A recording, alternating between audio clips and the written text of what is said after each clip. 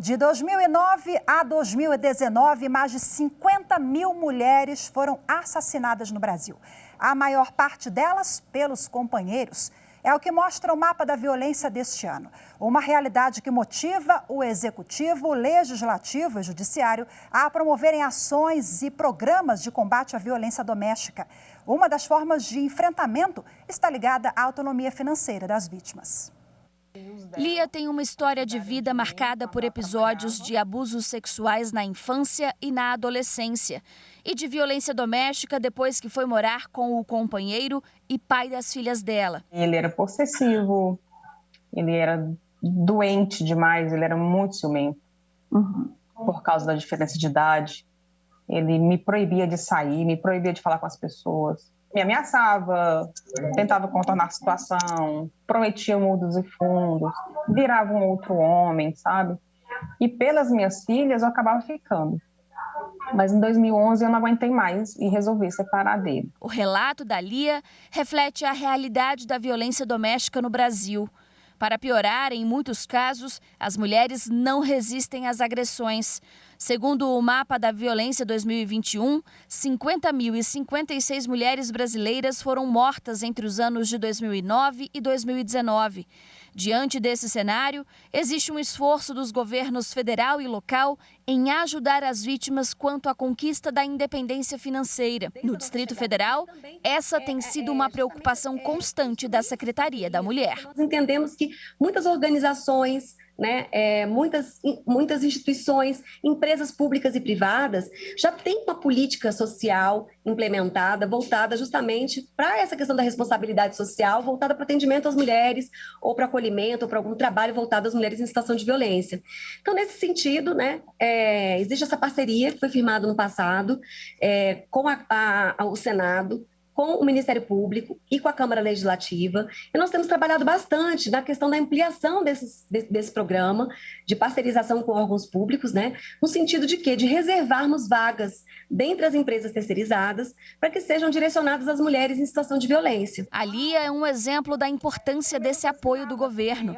Atualmente, ela trabalha como contínuo no Senado Federal e consegue se manter e criar as filhas sozinha. Eu tenho a minha casa, eu tenho o meu emprego, eu me sustento, eu tenho a minha liberdade, eu tenho a minha independência. Na Câmara dos Deputados, um projeto de lei que reserva 10% das vagas intermediadas pelo Sistema Nacional de Emprego, o SINE, para mulheres em situação de violência doméstica ou familiar, também foi aprovado recentemente por unanimidade. Agora, o texto segue para análise no Senado Federal. No Judiciário, o tema também está em constante debate.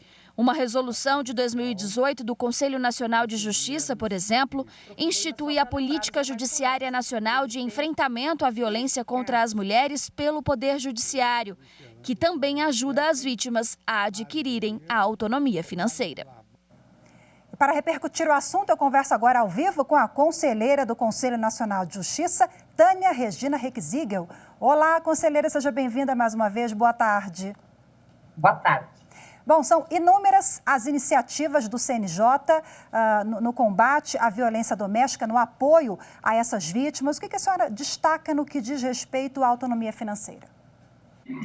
A violência doméstica é uma modalidade de violência de gênero e se sustenta justamente na desigualdade entre homens e mulheres, na concepção equivocada de um papel sobrevalente desses últimos face ao sexo feminino. A igualdade de gênero constitui uma expressão de cidadania e dignidade humana. Por isso, é preciso proporcionar uma maior participação feminina em todos os cenários socioeconômicos, com a presença em todos os níveis de tomada de decisão na esfera pública. Com esse intuito, o CNJ, por meio da Resolução 255, instituiu uma política nacional de incentivo à participação feminina no Poder Judiciário, no qual a igualdade de gênero torna-se um objetivo a ser atendido com a edição de medidas concretas. Essa resolução em todos os ramos das unidades do Poder Judiciário devem adotar medidas tendentes a assegurar a igualdade de gênero no ambiente institucional, propondo diretrizes, mecanismos que orientem os órgãos jurisdicionais a atuar para incentivar a participação feminina nos cargos de chefia, assessoramento, bancas de concurso, como expositoras e em eventos. São políticas institucionais que objetivam a ampliação da participação feminina na sociedade, que constituem ferramentas essenciais para a transformação social e prevenção de práticas de violência contra a mulher. Essa política se faz essencial face às estimativas globais vinculadas, divulgadas pela OMS, segundo as quais aproximadamente 1 em cada 3 mulheres sofrem violências físicas ou sexuais por parceiros ou terceiros durante a vida.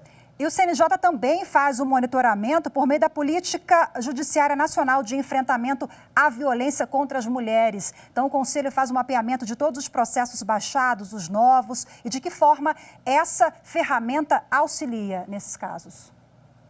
A necessidade de criar um banco de dados com informações sobre os números de violência doméstica também constitui um dos objetivos da Lei Maria da Penha, a Lei 11.340 de 2006, em seu artigo 38.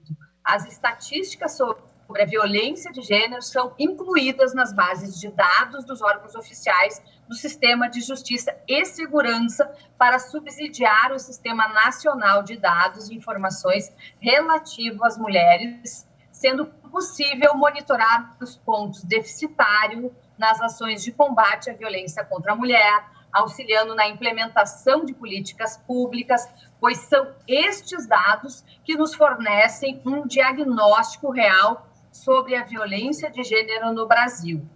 Os levantamentos produzidos permitem a criação das semanas de Justiça pela Paz em Casa, com o objetivo de ampliar a efetividade da Lei Maria da Penha e concentrar esforços para agilizar o andamento dos processos relacionados à violência de gênero em 3 meses durante o ano, no mês de março, no mês de agosto e no mês de novembro. Esses indicam a necessidade das criações de metas, assim como estabelecimento da meta 8, que trata do fortalecimento da rede de enfrentamento de violência doméstica. Criação de...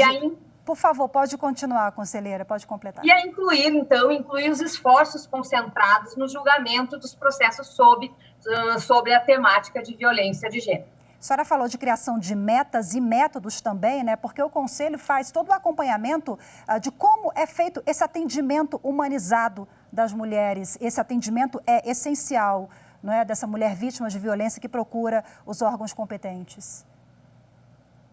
Exato. O Conselho Nacional de Justiça, com base nesses dados, determina e discute as políticas com relação à violência de gênero por todo o Poder Judiciário.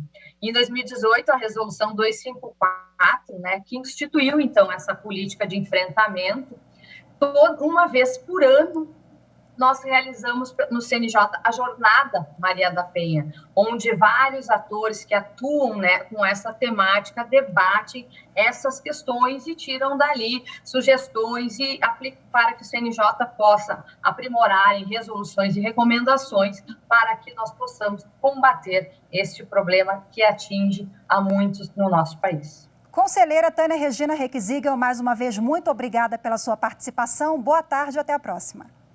Eu que agradeço. Até a próxima.